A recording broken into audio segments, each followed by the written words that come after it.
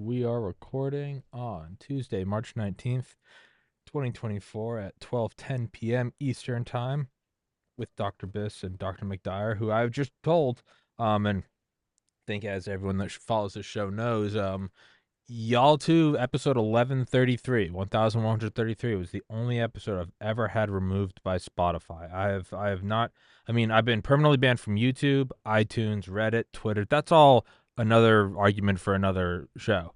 I've never once, not once, I'm not exaggerating. I mean, not once. This is episode 1441. Have ever had an episode taken down by Spotify. Not even so much as a warning. And I'm someone who's familiar with getting banned. I know I know how platforms do it. They start giving the warnings and I get their bullshit. It's just I really don't know what it was about that one. They won't answer any inquiry of mine. So I guess being a hard-headed Irish man the first thing I did was schedule an immediate episode with you guys because really my only explanation is fuck them. So that's kind of I don't know how I go about it. So I guess we'll jump on into it. I'm gonna post the live link to all the different platforms. Dr. McDyer, Dr. Biss, please introduce yourselves and we'll start this thing. So ladies first. Yes. Absolutely. So I'm Kimberly Biss. I'm an obstetrician gynecologist in private practice here in St. Petersburg, Florida. And it's been a year since I've been with you, Tommy, huh? A year ago was our show? Yes, yeah. ma'am. So a long time. Yes, ma'am. Dr. McDyer? That was you weren't feeling too well that day. I remember that. No, you were kind of under the weather. I don't remember what happened, but you were pretty sick. Yeah, no, I pinned that episode to the top of my Rumble profile, and I think my mom watched it the other day, and she asked me, she's like, how are you feeling? I was like, oh, that's an old episode. That's like last January. And she was like, oh, you looked very unwell. I'm like, no, I'm good. I'm good now. Yeah. But Dr. McDyer, please introduce yourself. Sure. I'm Dan McDyer. I'm an OBGYN here in Jacksonville, Florida in private practice. And been very active in, trying to disseminate the truth about what's going on, just like Dr. Biss and yourself. I feel it's part of my obligation as a physician to try to keep my patients out of perilous situations. And unfortunately, the more that Dr. Biss and I and our colleagues have dug deeper into this entire event, the worse things look. It's really, it's terrifying. And that's not hyperbole. It's really scary what we're finding. It's almost like the people who are supposed to be providing us with guidance and safety protocols are really derelict in their duties. As a matter of fact, Kim, I don't know if you know this, I went back in the Wayback Machine about a week and a half ago with Dr. Thor, and I looked back at some ACOG practice bulletins. ACOG is the American College of OBGYNs. I was an officer for them for 3 years. It's a really good group of people. I think they don't have any, well, back then I don't think they had any bad intentions. I'm not quite sure what to say about that now. Just tell you what I found in their document about COVID vaccines. This was in late December of 2020, right after the vaccines had been released. They had a document, a practice bulletin they released to all of us OBGYNs, about 40,000 members, that was about COVID vaccines in pregnancy and lactation. And in the portion of the document that was, kind of indirectly addressing vaccine hesitancy, as they call it, there were 2 bullet points that basically both of those bullet points stated that these COVID vaccines, there was no shortfall in the safety testing that had been done. They were tested just like all other vaccines and medications. They were safe. There was no shortcut taken, and that's a verifiable lie. That is, if you want to call it what we've been accused of, is misinformation, Tommy and Kim. That is the definition of misinformation, because that is a verifiable lie. You can go out and find the documents that demonstrate that there was every shortcut taken. There was no pharmacokinetic testing done on these injections. There's no biodistribution study, and to date, there's never been a biodistribution study. We only use that from rodents, from lipid nanoparticles that contained a different type of baggage, which was another RNA, not the one that's in this injection. There were no genotoxicity studies being done, which that is the hot topic of the day, is the genotoxicity studies and the genotoxicity potentially of this injection. What Kevin McKiernan and his team are finding with the DNA contaminants in these vaccines is very frightening. I'll just leave it at that. We talk about it later, but also there were no reproductive toxicity studies done on these injections. And that's what ACOG, if there's nothing else they want to protect women from, and they have trouble using that word, by the way, women, they prefer to call them persons with vaginas. This is how crazy it's become. If there's any mission that they should have as the top priority, it's protecting the reproductive health of women and their capacity to reproduce. And they did no studies on that whatsoever, the clinical trials.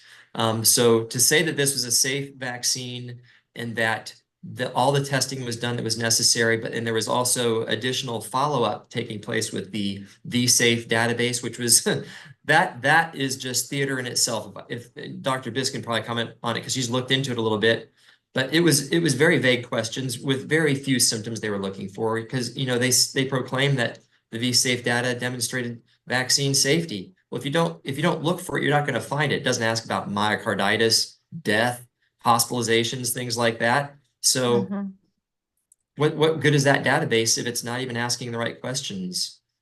Well, even when they use that database and they calculated the miscarriage rate, remember the Shimabukuro article in New England Journal of Medicine that came out in June of 2021, I believe, and they miscalculated they didn't use the right denominator or the numerator for that matter. And when, they originally calculated the miscarriage rate to be 15%, which they said was normal, which really isn't. That's almost 3 times the normal rate.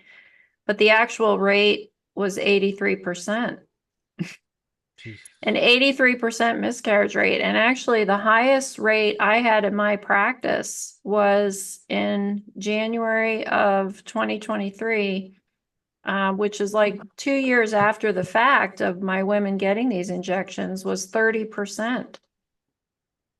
And 30%. That's terrifying. Could just for the layman, myself included in that group, what would be the average rate for your practice?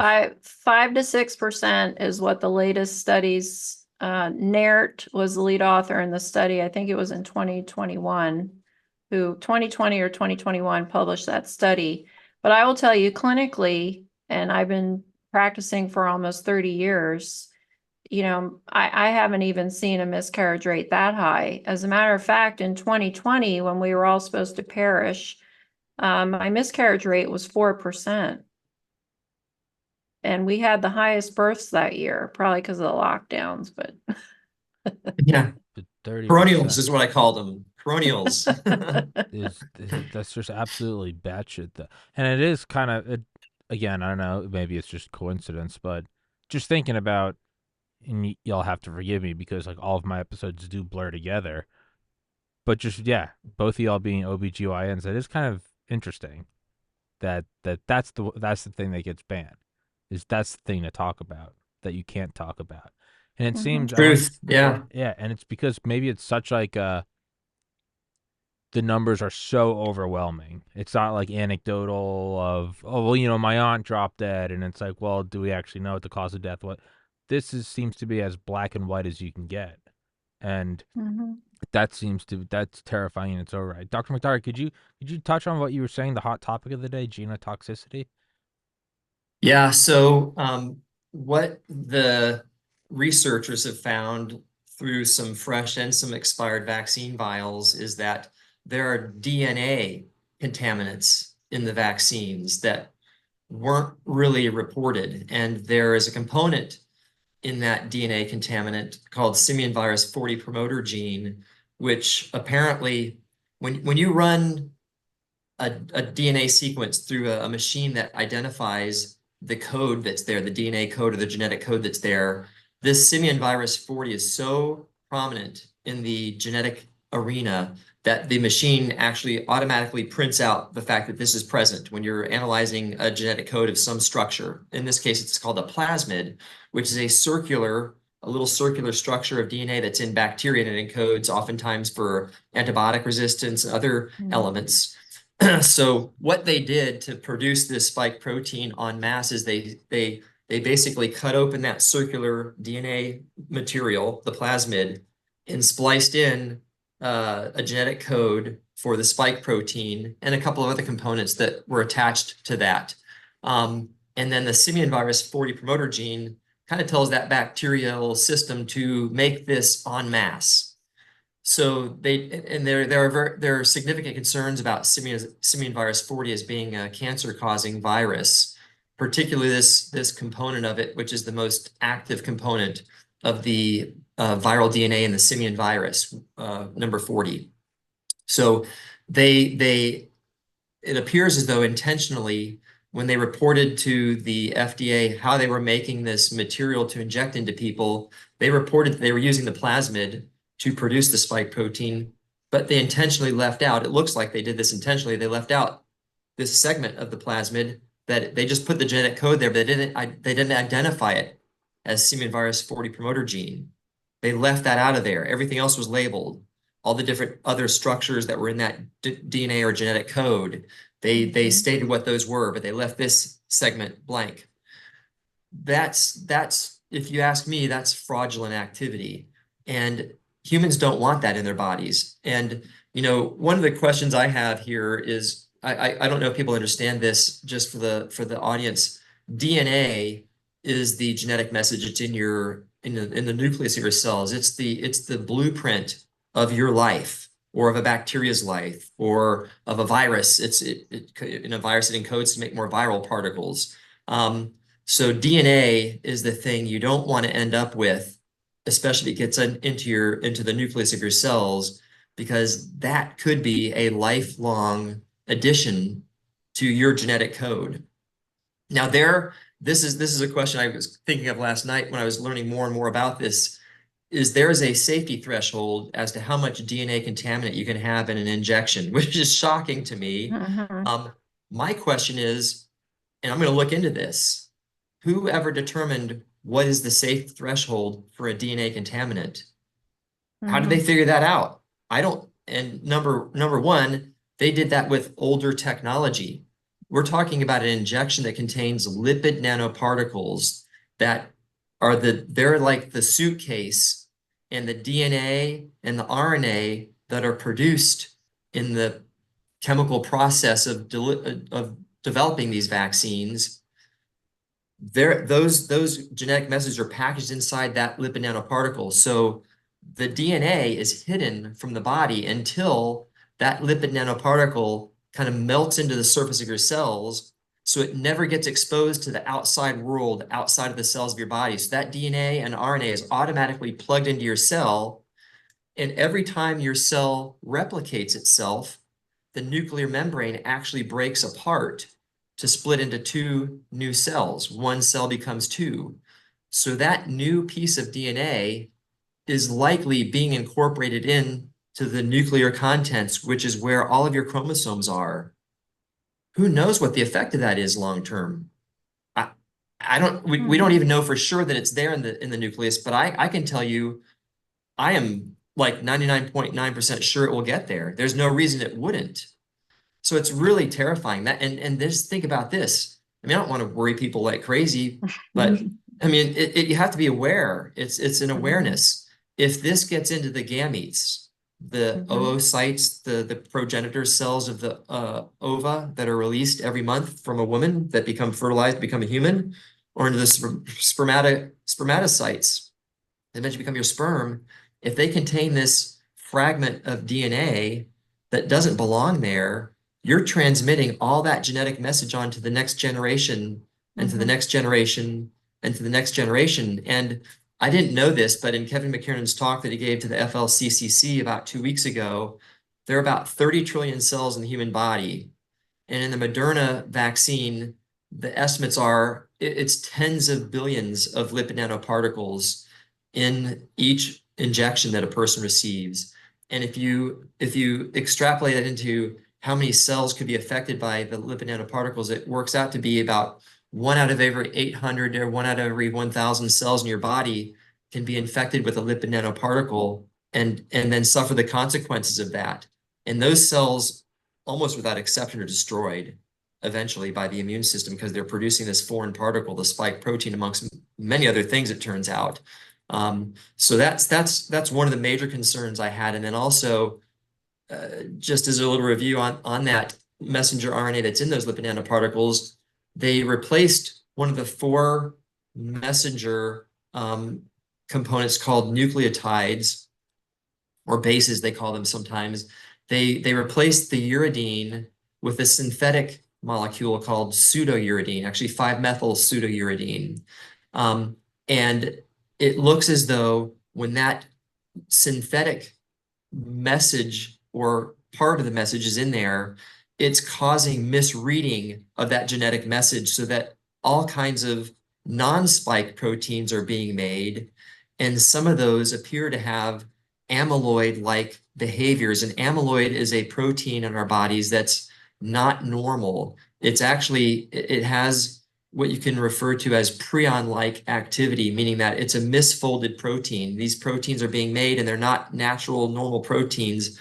They're mismessaged and they're folding wrong. And sometimes that misfolding of a protein like an amyloid-like protein has a cascade of events.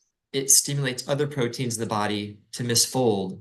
And it's almost like an infection, but there's not an infection there. And that's what we see in mad cow disease, spongiform encephalopathy, Creutzfeldt-Jakob syndrome. These are very slow changes over time where basically the nerve cells in the body, particularly the brain, are affected by this cascade of events that eventually make the brain not function anymore. And I don't know that's happening. There are reports of some very, very, very rapid onset Creutzfeldt-Jakob syndrome events where patients have died within 6 months of diagnosis. And that's not normal. This disease usually takes decades to exert its effects.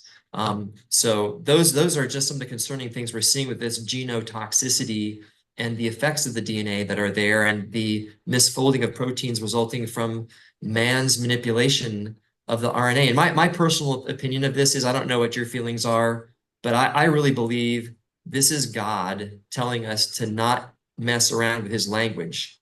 I think this is a language, I know it's the language of life, and I think this is his language. And this is a message. Don't mess with the language. Leave it alone. Because when you're dealing with events that are so scaled up to millions or billions of these events occurring almost simultaneously in your body, nothing works perfectly, right? There are accidents that happen. And the body is so finely tuned to be prepared for those accidents to take place au natural. Now we're throwing in this whole new technology that's totally uncontrollable.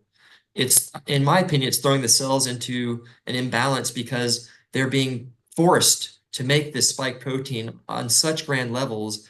That takes energy to do that. And that's energy that's being diverted from other components of the cell's activity. So there's not an infinite amount of energy. There's a finite amount. So it's throwing the balance of the body off. I mean, it's the worst idea ever that I've seen in medicine. And I understand the kind of the attraction to the technology and how exciting it is that we can actually do things like this, but the consequences have been completely ignored. There's a complete ignorance of basic science, basic biology, basic immunology, and basic genetics here. I mean, it's almost arrogant to think, it is arrogant to think that you can do these things. You know, it's very frustrating to see what's happening to people. I see 4 to 8 vaccine injured patients every week. If I talk to them enough, it'd probably be more than that. These are people apparently who are apparent with the suffering, their lack of energy, lack of endurance with exercise, brain fog. All those are the most common things that I've seen with just general vaccine injuries. But the thing I saw specifically in my practice, Dr. Biss talked about the miscarriages. I haven't had time to go back and get the data on that. I don't have it specifically from my own practice. I'd have to get it from the whole group. We have 450 doctors in the group, but I was able to acquire data about bleeding disorders in my practice. We talked about this at the previous discussion a year ago. I noticed, and so did my medical assistant, who's worked with us for 36 years now. I've been in this practice here for, 26 years now. I've been in practice for 30 total. I've never seen more menstrual bleeding disturbances in my entire career. And about 1.5 years ago, my medical assistant, Trish, turned to me. I was in the lab right here down the hallway, and she said, "Dr. McDyer, what is going on with all this bleeding? I said, no, Trish, it's just unbelievable. I think it must have something to do with this vaccine release because it's been within the past year and a half. So I went back and looked at the data from my practice, and I compared the years 2016 through 2020 to the years 2021 and 2022. And in 2021, I saw 193% more postmenopausal bleeding patients than I saw on average in the preceding 5 years. In 2022 is 156% more. And then for premenopausal women is a 25 and 15% increase. And not all of them were vaccinated. And some of them have other medical disorders that contribute to, the bleeding problems like fibroids and things like that. But this is an enormous increase. In that span of time, I also saw, it was about 2-year interval, I saw 5 endometrial cancer patients. And normal for a general OBGYN doctor would be, what do you think, Kim, like maybe 1 in 2 years? 2 would be a lot, probably. And then one of those persons was not vaccinated, 4 were. And then I had one of those turbo cancers, which is a new term in medicine, turbo cancer. I had a patient, she was 47 years old, just having what she initially came for in November of 2021 was just what's called perimenstrual bleeding patterns, where she was not menstruating as often and a little bit lighter. That concerned her. She's a very thin lady, maybe, 5'6", 120 pounds, maybe.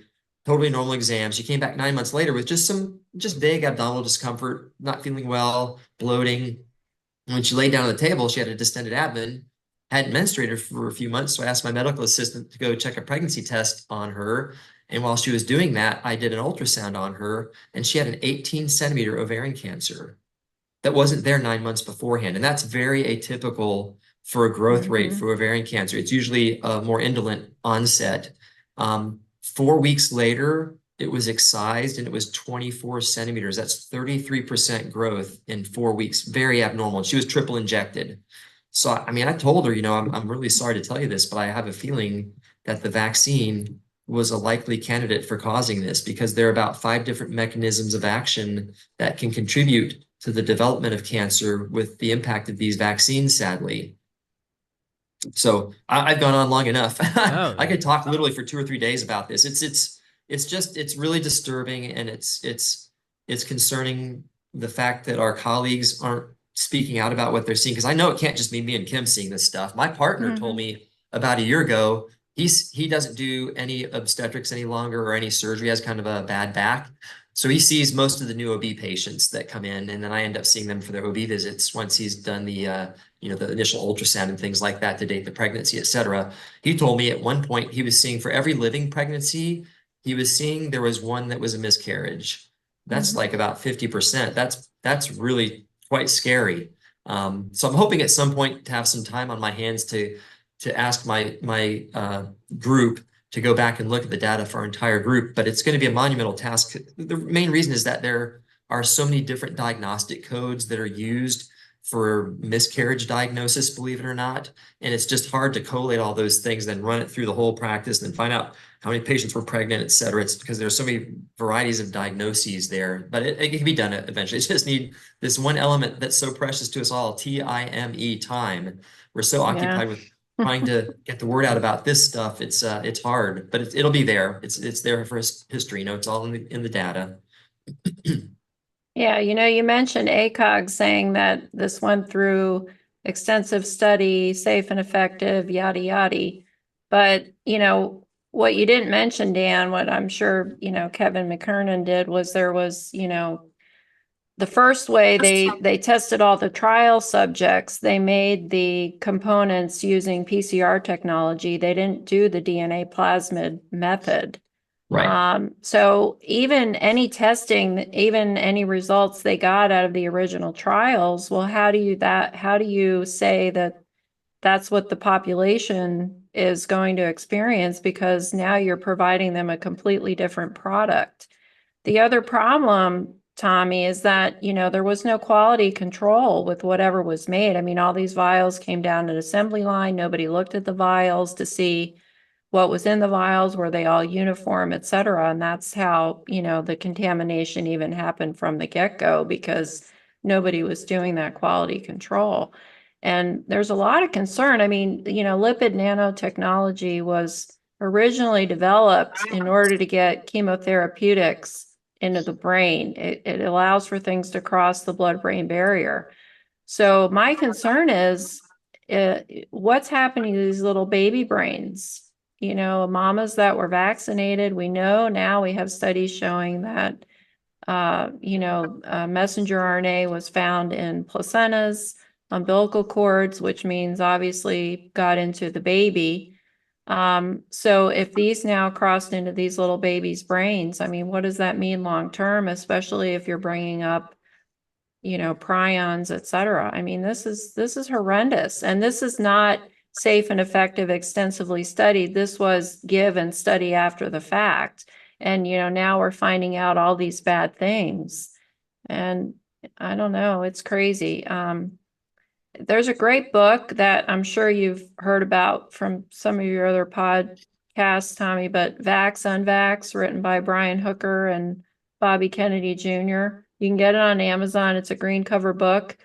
I just read it on my cruise, and it was great. Of course, typical of Bobby Kennedy. I mean, everything's so highly referenced, you can't disagree with any of it.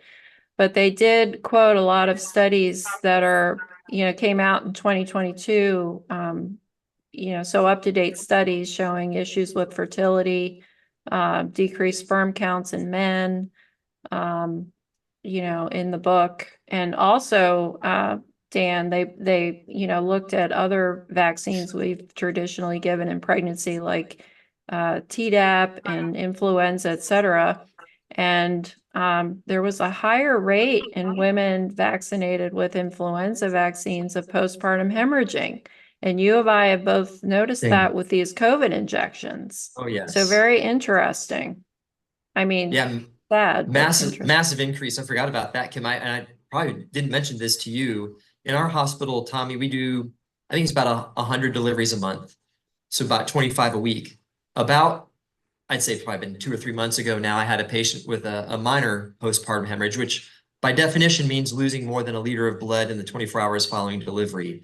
I don't know if she qualified technically for that, but she did have some serious uterine atony and some heavy bleeding afterwards. Uterine atony means the uterus isn't contracting well after the delivery, which Dr. Biss and I both have seen a tremendous amount of that, even when the patients don't qualify as a true defined postpartum hemorrhage patient. But anyway, after I got this patient settled down and got everything under control, the nurses told me that was the 5th postpartum hemorrhage of the week. This 5 out of 25 deliveries, that's 20%. That's crazy. And there is a study by Dick et al. That came out in, I think, late 2021 or 2022 that demonstrated that the risk of postpartum hemorrhage is proportionate to the number of vaccines, COVID vaccines that you receive. It's an epidemic. Actually, I've started now, I don't know what Dr. Biss is doing, but after every delivery, normally we give the patients a medicine intravenously called Pitocin, which helps keep the uterus contracted really firmly after the delivery for a few hours afterwards. That's when the highest risk of postpartum hemorrhage exists. And the contraction of the uterus is what compresses all the blood vessels that used to be intertwined with the placenta. So that's how the bleeding stops, just like putting a tourniquet on something in a way. So if the uterus relaxes, those vessels which have not yet healed and sealed will start to bleed, and that's just a cascade of events thereafter. So after every delivery now, I'm putting another medicine, typically the first dose in the patient's rectum because it's absorbed quite well there. It's called misoprostol.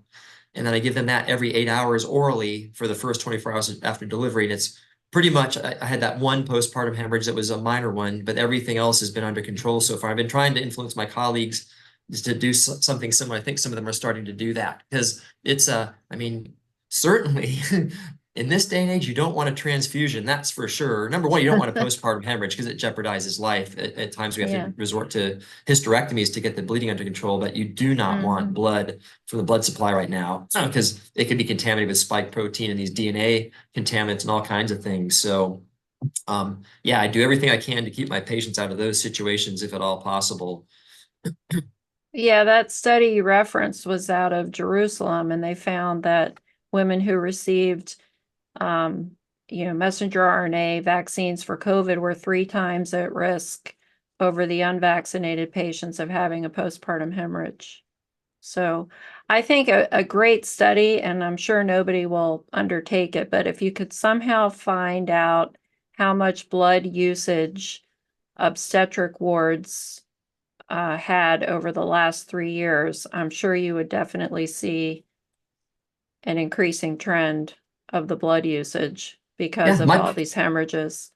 it might be something we could find, because I know in our facility that if a patient receives more than 2 units of blood, two units or more, it goes to risk management, and you have to do the old root cause analysis type of a thing to figure out if there's anything else we could do to manage the situation better, which is great. I mean, education and knowledge is important to make sure we have all of our protocols and responses in place to protect the patients. So that might be something we could find eventually. But once again, what do you 90, Kim? TIME. Right. Time. Yeah. Right. There are so Right. few of us willing to speak about it. Just and nobody's going to fund the research. That nobody wants to have a thing to do with. And I did notice or heard, in the little bit that I could tolerate, I listened to the State of the Union address a couple weeks ago, the Scream Fest, and one of the things that the POTUS pronounced was that he's going to dedicate $5 billion to women's health research. So I'm thinking about Kim in the study. Kim and I are members of a study group called Advanced Biological Research Group. We just formed it. And I'm thinking we need to ding dong the federal government here shortly to see if they'll fund our study. We should hit them up. Well, you know what that's going to go for? That's going to go for all this transgender bullshit. Yeah, it's going to go for a bunch of dudes having kids. Probably true. Yeah, it's an attack on the entire population. That's one of ACOG's leading initiatives this year is transgender stuff, as well as the American Academy of Pediatrics. It's crazy. The world has gone upside down. It's madness. I mean, and I don't even care, man. If you wanna chop it off and be a woman, go for it. You know, whatever makes you happy. Knock yourself out. I legitimately don't care, and I don't say that from like a loving place. I say that from like I genuinely don't care. Leave me alone. But like, yeah, man, it's so upside down and backwards when you can't talk about these. I mean, like once in a civilization upticks in miscarriages and birth defects. You can't talk about that, but you have to walk around parading the fact that a guy is now a girl. I mean, at what point does it become so overwhelming that it can't be ignored? I mean, do you guys even have like, is that like an idea you've pondered? You know, some people are like, if I won the lottery, this is what I would do. And do you have an idea of like what the actual, I guess, increase the number of, I guess, what sigmas over normal something would be before people start looking at it? I mean, does like a wealthy enough person have to have a wife with a miscarriage? Like what is it? Well, it's interesting you bring that up because Dr. Thorpe, with Dr. McCullough, their study that came out last spring, you know, COVID-19 vaccines, the impact on pregnancy outcomes and menstrual function was the title. And Dr. Thorpe plotted the relative risks of the COVID shots against all influenza vaccines given from when they first started, I don't know, 30 years back, right, Dan, is when they first started recording in the VAERS. And when he plotted it on that graph, the bottom line goes from 1 to 1,000. And if you plot over 2 on that bottom line is where CDC is supposed to say, oh, we need to look into this. This is a problem. And everything they plotted was way over 2. Like menstrual was like, I don't know, 1,000, you know? I mean, it was just like crazy. And they didn't look into any of that. And even the VAERS, if you log into Open VAERS, where they take the data, the people that have that site, and they make the red boxes of everything, and you click on the miscarriage one. Now, granted, they've combined miscarriages and stillbirths together, but if you look at the graph, they go back to 1990, and, you know, all the complaints of miscarriage and, you know, stillbirth, very low numbers. And then you get to 2021, and, you know, the bar goes all the way up here, 2022, a little bit less. And the latest count was, you know, 5,500. And I mean, in all of 30 years of all vaccines given, I don't even know what the total was. It probably wasn't even 1,000. I mean, it's crazy. So, but nobody, and you know what they do now, Tommy, is like they just normalize things. I mean, I never, Dan, you can chime in here, but prior to these injections, I never heard the acronym SADS, sudden adult death syndrome. I mean, I heard of SIDS, but never heard of SADS. And then all of a sudden they're throwing this out there because they just numb everybody into thinking this is normal, this always happened. You know, they'll somehow normalize everything. People will just be like, okay, like a bunch of bobbleheads, you know, like from the start, we'll wear 5 masks and, you know, walk one direction in the grocery store. It's just Yeah, like, yeah, that was funny. The arrows on the floor. I remember that. I always did the opposite. oh my Yeah. I mean, God. I've never been a rebel before. I mean, I just always wanted to think for myself. That's why I always thought it'd be so hard to work for somebody because I don't like being told what to do unless there's a reasoning behind it. And that's what really triggered my curiosity last night was starting to think through this genetic stuff. Where did they come up with this safety threshold for DNA contaminants? Mhm. That's probably just some consensus opinion. How Or can you say it's safe, period? You know, it's or just it's or it's much more nefarious. It's like, well, how'd you right. come up with the safety? It's like, oh, in the biolab where we tested out the weapon.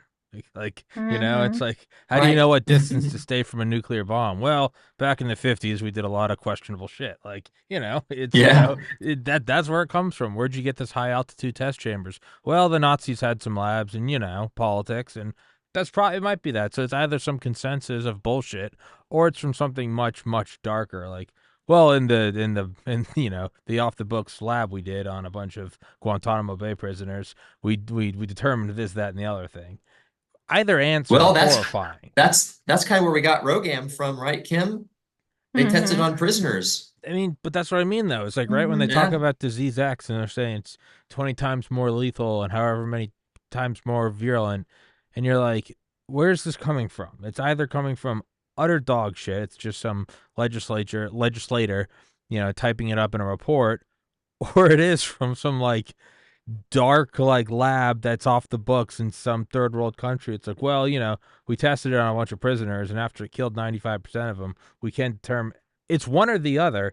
And it's like the Arthur C. Clarke quote: "We are either alone or we're not alone in the universe. Both are equally terrifying."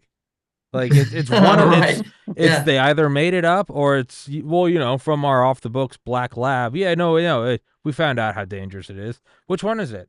It's one of them, Well, and they're both they insane. know they have these biological organisms. They've created them already. They're just preparing us for Exactly. the leak that may happen. I mean, it's not, hey, we warned you, right?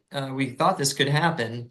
And then that's just like they practiced the whole pandemic response. I Yeah. mean, 3 months beforehand, Event 201, you go watch it on YouTube. It's frighteningly replicates every phrase you saw in the media. Everything was rehearsed.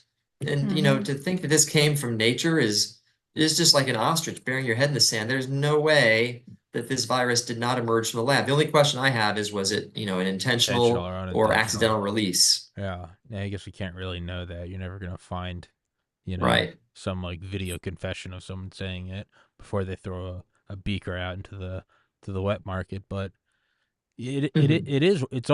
it's too wild to believe, and like I kind of feel for the people that are just still so hell bent on like it's safe and effective, because it almost seems like a kid like not wanting to, like they just found out Santa's not real and they don't want to accept it, and like on a human level I get it, right? It's like the symbolic shedding of innocence and moving into adulthood, but there are some people that just like nails dug into the ground, like, no, it's safe and effective, and it's like like deep down I know it's not, and I feel for them because you want to be able to trust some patriarchal symbol of the CDC or the FDA or some wise old man in a white coat who wouldn't lie to you. Like, you want that feeling, right? It's, well, they're always right and they're gonna take care of us, and it's kind of hard now because like these pillars of like the few institutions you thought to be real or thought to have some sort of, you know, permanent, lasting power, you realize they're all bought off by Pfizer or Moderna and they're all lying through their teeth, and it's the opposite of the Hippocratic Oath. And it's kind of painful to watch people who you can tell when you're talking to them that they don't believe it. And they don't believe it. And they know that they know. But they're still like, it's safe and effective. Take the booster, birthing men. Like, it's painful to watch. It's like watching it's like throwing holy water on a witch or something. You're just like, we'll get through this together. Like, it's gonna burn for a bit, and you just gotta know Jesus, Mary, and Joseph, and they're screeching, and yeah. So that's kind of another just side note is you do see those people that they're just melting, and I get it. It's not fun to see, but there's also no way to, you can't ignore it when they do things like announce it months ahead of time.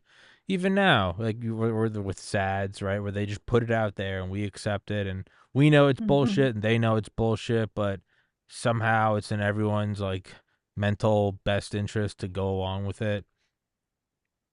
It's an odd situation to see them talking about disease X, and like we all know that something's gonna be leaked. They know that they're gonna leak something, and they know we know, and we know they know we know. But we're all just kind of watching it happen in this weird. I mean, it's a psychologist's buffet of like what's happening right now, where we all just kind of see what's happening, and it's just this. Do you understand what I'm getting at? Like, it's just this weird game of musical chairs, and like we all know it's a bad thing that we're playing it, but we just keep going along. I don't know. I guess so long as there's food in the refrigerator, most of us actually don't care that deeply. I don't know Well, where yeah, I was going with that, but there's tremendous complacency. It's because we live in still a very secure, stable society compared to most of the rest of the world, right?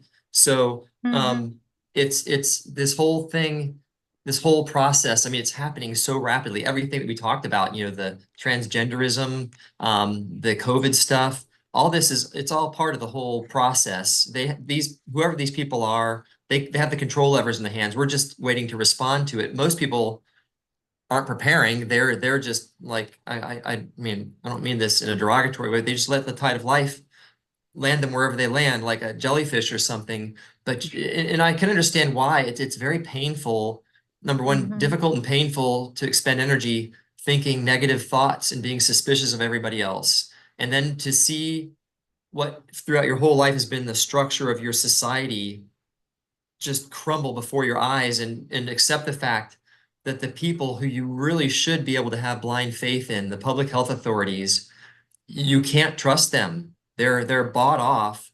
I mean, nothing demonstrated it more symbolically than when the FDA was having their public hearings about injecting 5 to 18-year-olds with the COVID vaccine, and a physician named Paul Offit, that's the one, right, Kim? Paul Offit, I think he was the one, the editor of the New England Journal of Medicine, who said, we just have to give the injection to the see what children to see what the happens. side effects are. Yeah, that's Fuck 'em. not Paul Offit. That was Barry. So I know who you're talking. Paul Offit's the god of vaccines. I think he's at CHOP, Children's Hospital of Philadelphia. This was some other one. I think Barry. I'm not sure what his He name was on the was, but review committee. he Yeah. was on the review committee, and he was the editor, I believe, of one of the journals at the time, and said, "Yeah, we'll just give it and see what happens." In so many words, it's crazy. And in that population, John Ioannidis out of California, looked at 31 countries during the COVID year prior to the vaccines and found that statistically it's 3 in a million chance that a child, so that would be birth, meaning, baby up to age 19, 3 in a million chance of dying from COVID. 3 in a million. And now we're going to inject all these kids and give them myocarditis and God only knows what else. I mean, look at Maddie DeGarry. I mean, she's in a wheelchair with a feeding tube. I mean, and she was in one of the trials at Cincinnati Children's, and they completely abandoned that girl. It's awful. Her mom was one of the ones that testified for Ron Johnson. It's just awful. There was no need to give it to pregnant women. I mean, pregnant women did better during COVID than non-pregnant women. And I think there's something protective in pregnant women, Dan. I think it should be studied. I think maybe our ACE2 receptors get downregulated or something during pregnancy, because that's what the spike protein attached to and caused all the problems. But, they did better and there was no need. But we know why. I mean, Maggie Thorpe, filed the FOIA and found out that ACOG got $11 million in April of 2021 to say safe and effective and market this to all your women. As a matter of fact, it's in the It's in ACOG and the CDC that says every woman who's pregnant, thinking of getting pregnant, or breastfeeding should get this vaccine.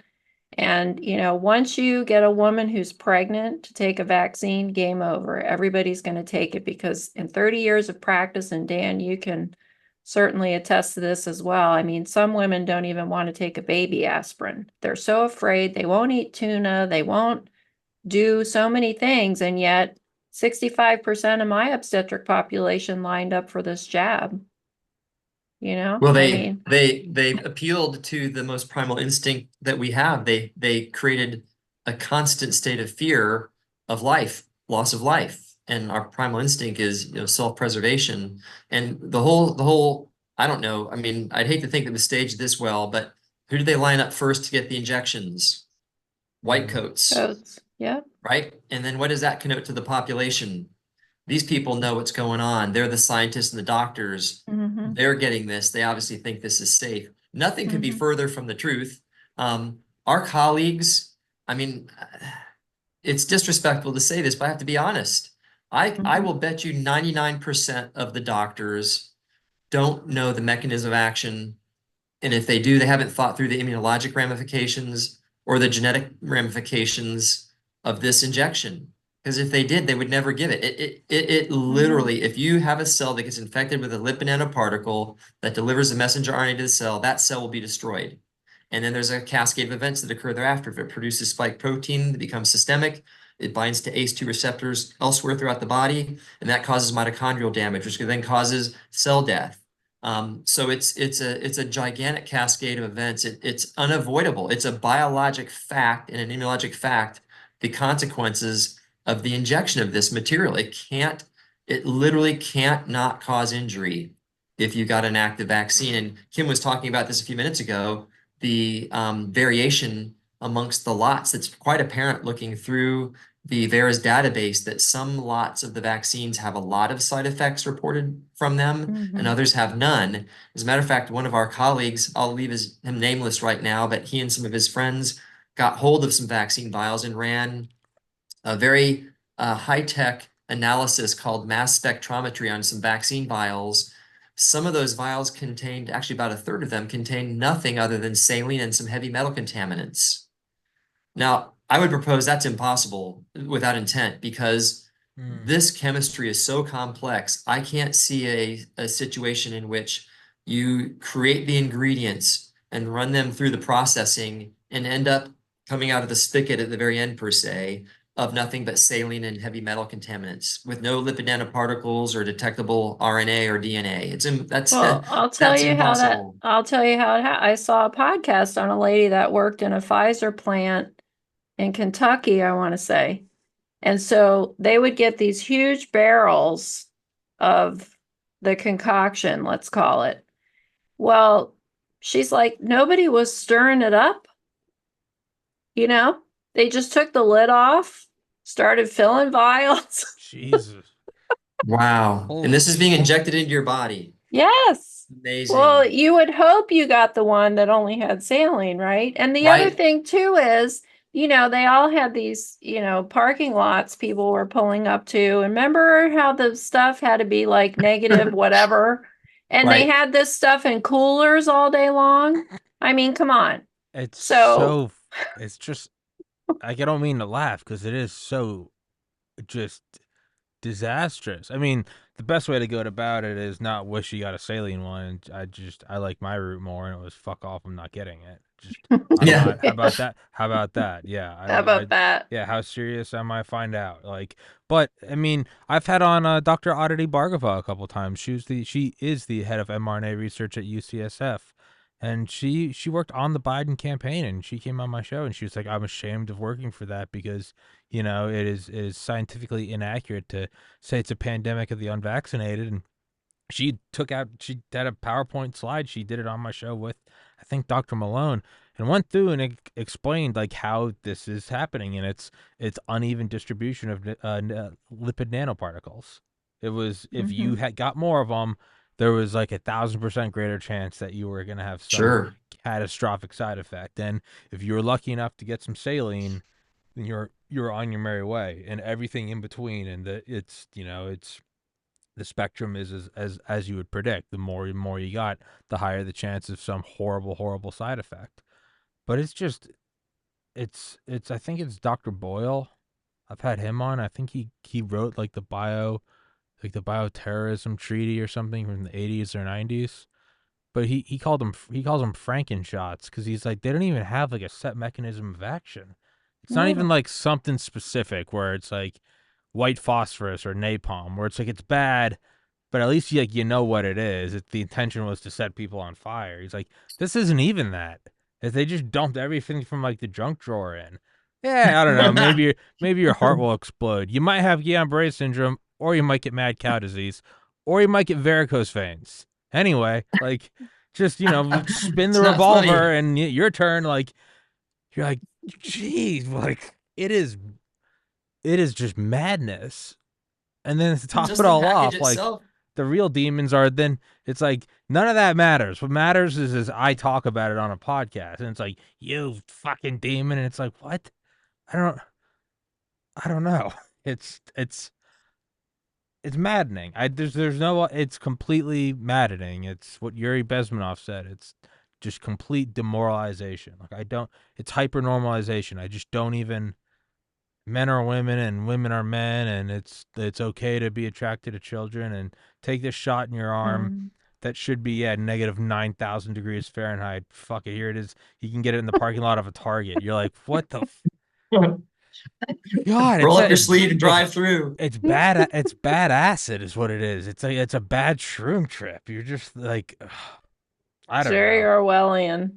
Very Exactly. Orwellian. I mean, just those images of the tents in the parking lots and people driving through, sticking their arm out and rolling their sleeve up, and everybody's got the biohazardous waste, biohazardous suits on and Yeah, The all this stuff. It's hazmat. like out of a movie. It really It is. is. Even just the package, the payload, the delivery system, the lipid nanoparticles, those are toxic in and of themselves. You don't even put anything in them. Those Yeah, are they were non-endogenous never charged designed for particles. humans, right? Never designed Mm-mm. for humans. Nope. You had mentioned previously about how this couldn't have been in nature. I don't know if either of you have listened to Denis Rancourt from Canada and how he showed that all the mortality we had around the world was actually due more to the lockdowns and the policies, not necessarily to the COVID infection, and now clearly from the vaccines. But he had like all these like circles plotted on the map of the world, and he's like, this is not how a virus spreads. It's like, because simultaneously there were all Right. these outbreaks, so it's not like in the movie, Yeah, what was that movie, Outbreak or whatever, Contagion. where the chick traveled, Yeah. she traveled back, and then everybody, the circle, this was simultaneously all these places. And then he said the virus was very smart because you had an outbreak in Spain or whatever, but it didn't cross over into wherever the other country, France or whatever. Like it didn't. It was very bizarre, almost like it was at the same time released Yeah. from all those places. And even the Omicron variant, the initial place was around South Africa or something. Very bizarre. And that variant was not even like COVID. There were so many Yeah, all the differences with that. in the genealogy, like the tree or Yeah. whatever, showed it had variations that couldn't have happened. Mm-hmm. And it's just it's such like a just hyper normalized thing. Everyone's like, so it looks like that one might be a different bioweapon. It's well, maybe, and then just like you just go back to you're just like anyway, like who wants Chick-fil-A? It's just this like Next question. Next it day. Yeah, is people don't want to spend the time thinking about it. It's it's painful to it go through is. that process. It's a psychological insult. And I really don't even blame people for not wanting to think about it. 'Cause, like, all I've done is think about it and broadcast it, and it's truly done nothing but damage me.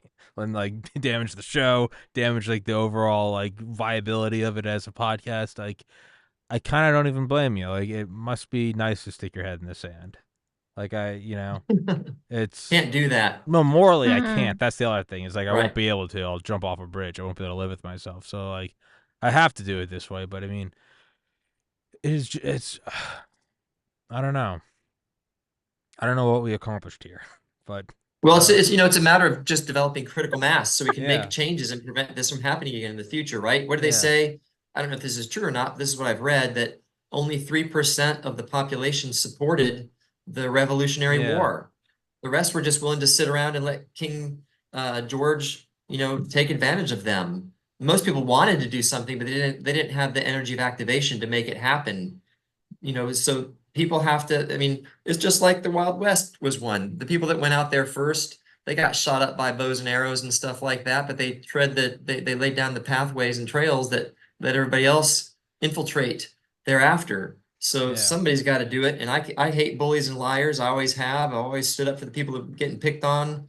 I don't know how I could do that because I'm a skinny little runt, but um, it's that morality that I was born with, I guess. I just can't stand being lied to and being bullied and seeing that happen. And that's what's going on here. And people are appreciative of what you're doing, Tommy, and obviously of Dr. Biss. I mean, some don't want to hear it, but they just have to hear it over and over again. And the thing that's un unlike the others with us is that we're consistent and persistent with the truth. Our message doesn't change. We just keep finding more information to add into the message. So we couldn't even cover this in a 2-day podcast, everything that's happened, really. I mean, we have to put an outline together so we don't jump around everywhere. It is really just the COVID thing alone, not talking about all the other stuff that's happening societally with the borders and all that stuff.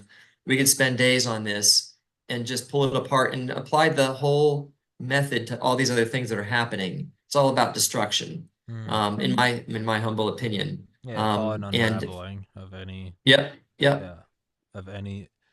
It is. I mean, again, it's pretty impressive, but it is an unraveling of every aspect of the life that we've come to accept as normal, which is, yeah. I mean, I think the critical mass probably is the important part because it is kind of. I think that's actually it's optimistic when I think about that.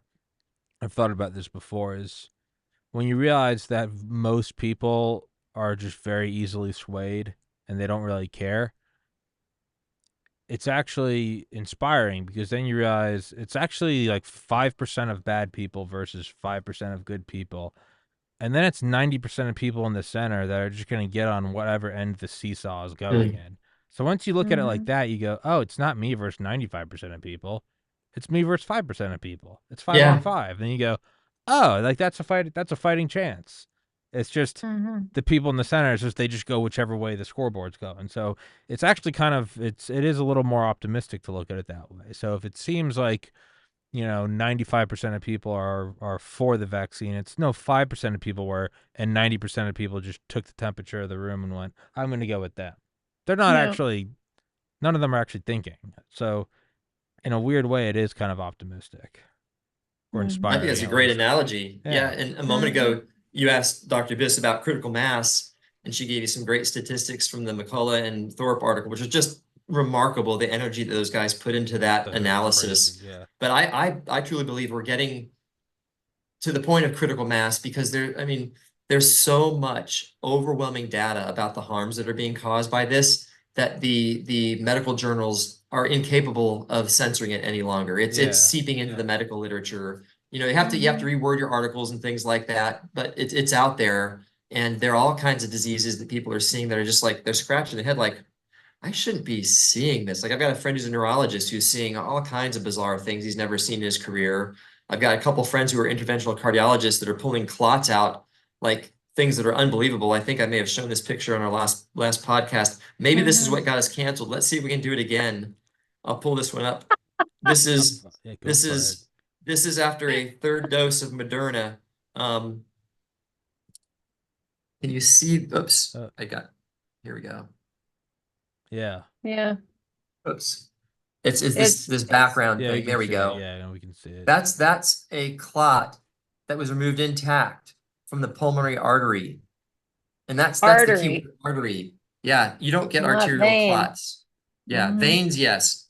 Arteries, no. I've got two friends that are interventional cardiologists. Actually, one has now spoken out to someone in our arena, Kim. He's trying to get this guy on Tucker. Could happen. But my other friend, who's the cardiologist I send everybody to pretty much. I love both of these guys. He got injured by his third dose. I don't know which one he got, but he got malignant hypertension. He was on one antihypertensive drug prior to COVID. And after his third dose, he ended up on 5 antihypertensive drugs to control his blood pressure. His pulse went from the baseline in the 40s up to the 80s.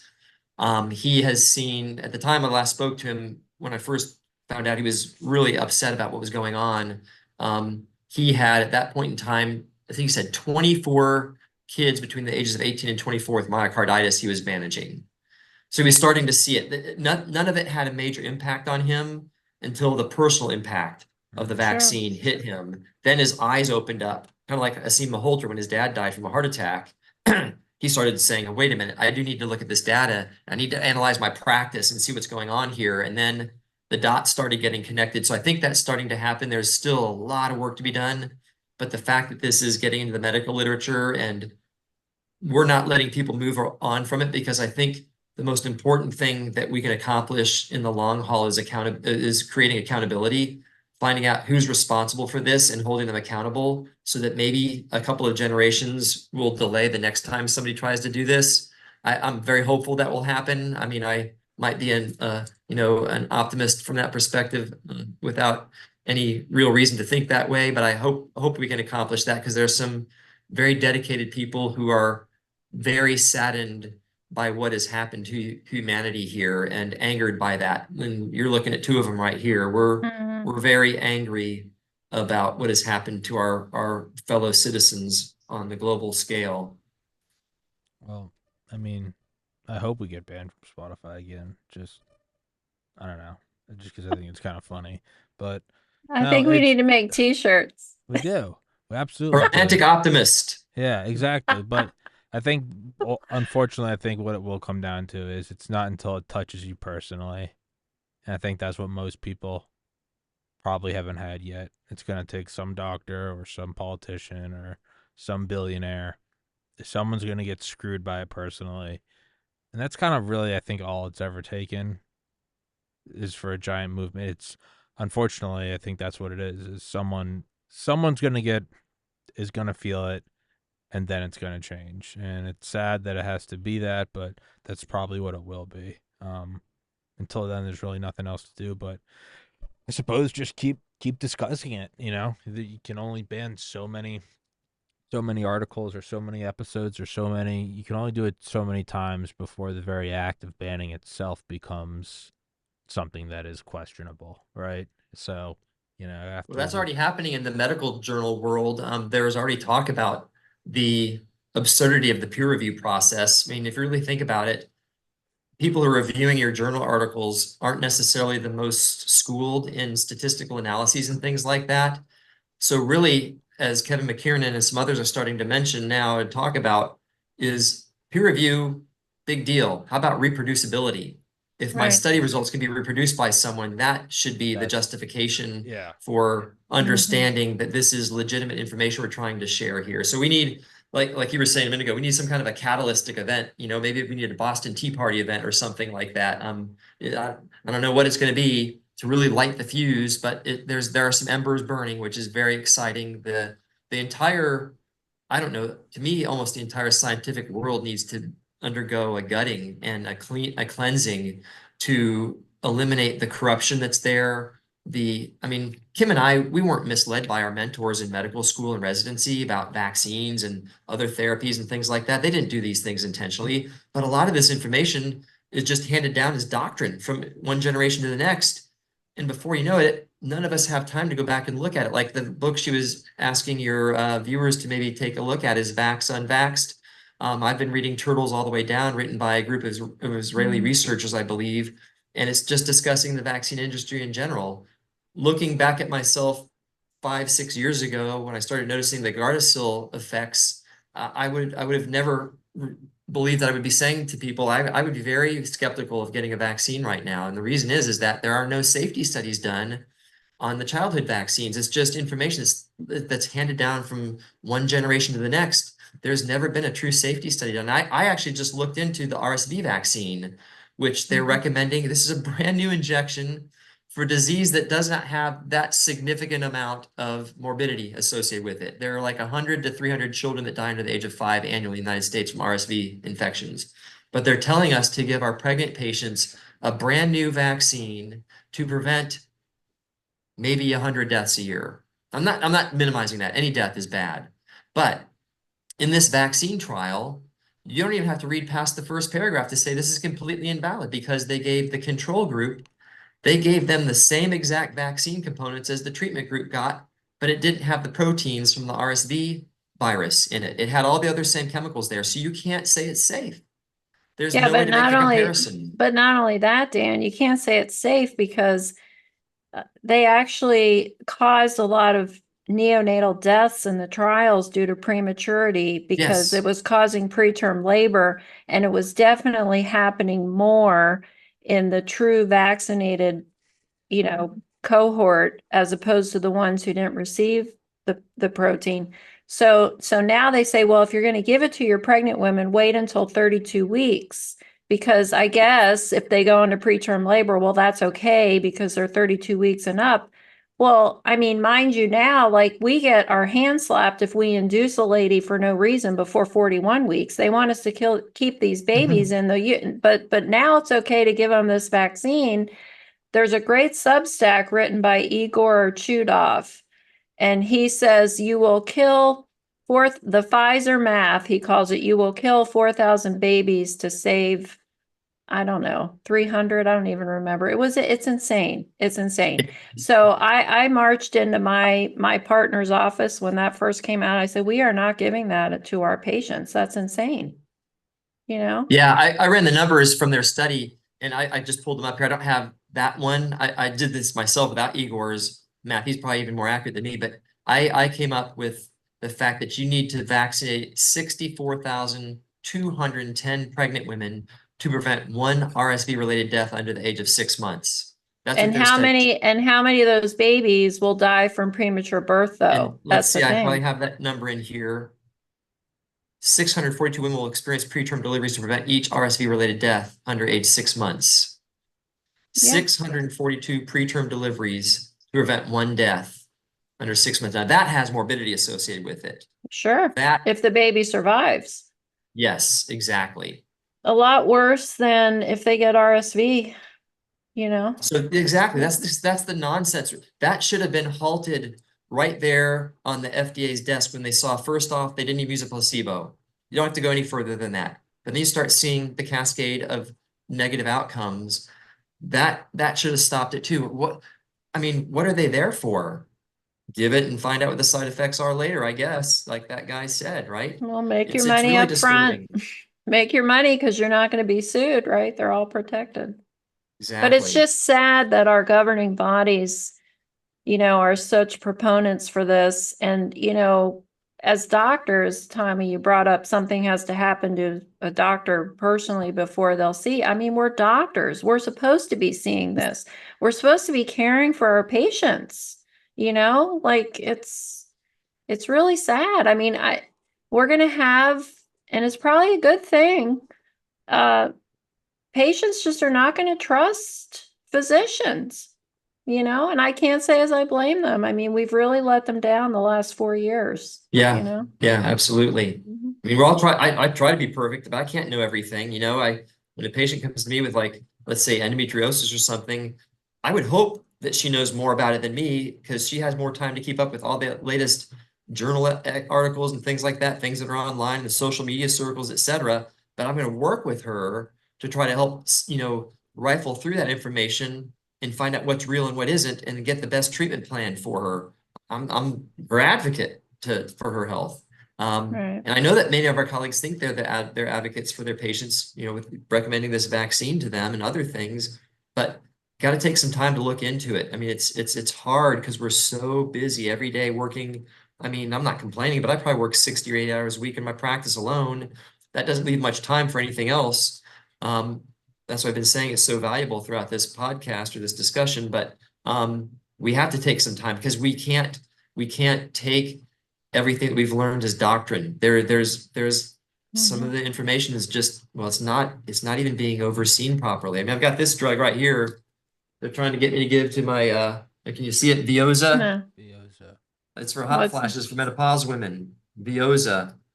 It causes some liver damage. It causes the liver enzymes to elevate. When I was talking to the reps last week, I said, well, I asked the company to send me some articles on what is the underlying cause of liver damage. And they said, well, there's no liver damage for this. I said, well, that's not true because the liver enzymes are elevated in some of the patients at 3, 6, and 9 months. And when they cease it, at least it goes back down in the majority of them. But what's causing that? Why is that happening? That's not something that I'm comfortable with. I'd like to know why that's happening. And the company couldn't send me anything. They just acknowledged it happens. And they said, well, that's not liver damage. I said, well, that's not true because you don't have elevated liver enzymes in your bloodstream without some liver damage being done. Fortunately, it heals. So that's what we're dealing with here. It's just it's not looking into the painful elements of the pharmaceutical industry. I mean, they've done wonderful things, but there are some very not so good things, some devious things that take place. Not everything is safe and effective. I think it will be the one thing that's always the insurance program for an old mindset dying out, and it's death. And eventually, it doesn't matter how screwed or how good their control on censorship and the flow of information is. Eventually, everyone dies, and a new generation replaces it. I'm not that death is sad, but it is ultimately that is the primary. You don't have to convince everyone of like the Copernican model of the solar system.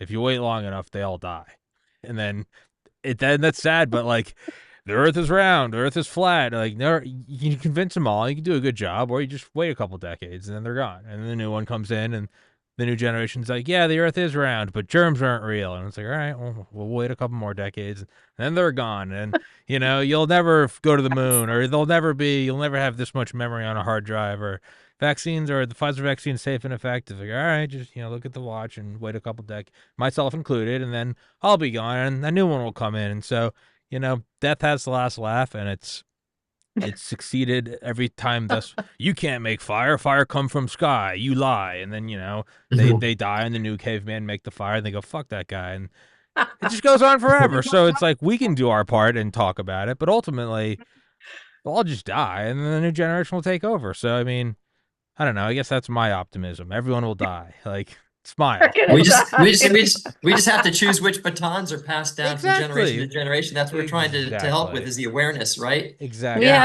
We have to make a big tomb with all the good stuff in it. Yeah, no, you do. Yeah, you do. And then the people in the next generation can examine it kind of shamelessly. They look at it and no one's worried about like, well, I look like an anti-vaxxer, well, I look like I'm pro-Trump. It'll be like, Trump was president 80 years ago. Like, what are you talking about? Like, eventually you can just start to examine shit with no like, hang-ups. It's because everyone's dead. Like, it's it's like when stuff becomes declassified, no one cares. That president and the next 9 are all gone. So that is, that's I guess that's why I'm confident in like what I say and the people I interview on the show, because I'm like, I know how it will be. I've read enough history to know how it'll be looked at in time, and it won't matter. You eventually all be wiped out, and then the truth will come out. We'll end it with what's that quote? There's I forget where it's from or who it's from. 3 things cannot long be hidden: the sun, the moon, and the truth. It's just what it is. So, Love it. yeah, it might seem like they've got a vice grip on it now, and they do. But even the Soviet Union, even the mighty Soviet, even that eventually just fell. So, I'm not worried about it. So, but with that, Dr. McDyer, Dr. Biss, thank you so much for your time. And I genuinely, thoroughly hope that this episode 2 gets banned from Spotify. That will mean we have done our job. So I'm cool with it. Awesome. But guys, thank you so much for your time. And yeah, till next time, we'd love to do it again sometime. Let's not make it a year. Yes, ma'am. Yeah. And you both have my number. Be sure to pester me. This is a 1-man operation, so if I don't reach out to you, it's not because I don't want to. It's because I've probably forgot. So, yeah, pester me and we'll do it. But guys, thank you so much for watching, and until next time, both of you, thank you so much for your time, and guys, thank you for watching. God bless everybody. Much love. All right, you too. Peace. Bye, Dan. Thanks. Take it easy, Tommy. Take it easy, Kim. I'll talk to you tomorrow. All right. Bye-bye. Thank you, everybody. Bye-bye.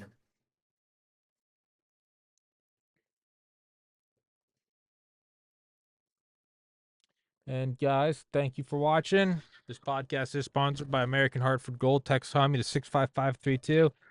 Chance at winning $5,000 of silver. This is 100 ounces. That's like $3,000. So you can get 2 of them. If you like this podcast, if you like the fact that I can interview doctors and talk about the important topics, about that which we must not question, be a good little Nazi. If you like the fact that I can do these episodes and not worry about any censorship, it's because the show makes its own money through sponsors and mostly through my savings. But if you want to keep the show going, if you like the show, if you like the fact that I'll continue, if you like the fact that I respond to censorship with doing a show with the 2 people that got me censored, as opposed to bending over and quietly taking the episode down. And well, we decided it was the right move to take it down. No, fuck that. If I get banned, I'm gonna do an episode with the people that got me banned that week. If you like that attitude and you like the energy that this podcast has, please support the show. Go to American Hartford Gold, use promo code Tommy, or go into the description, go to any of the other sponsors. It's all promo code Tommy, promo code TPC. It's in the description. Use the links, all that good stuff. But yeah, mostly I'd say American Hartford Gold. They're funding the show to a nice tune right now. It's still not enough to keep the show completely above break even, but it's getting close. And to me, that's pretty badass that they're willing to take a risk on me. So guys, please go buy some bullion. You're not actually spending money. You spend $1,000 on silver, you get $1,000 worth of silver. You're not actually spending shit. You're just putting it into a physical form. And it's shiny. Look, it's shiny and you could absolutely beat someone to death with this. So, it's a weapon. That's my pitch. But seriously, please just go there, use my promo code. It makes me look good. It makes the podcast look good. The show will resume tomorrow. All right, guys. Thank you for watching. Take care, everybody. God bless. Peace.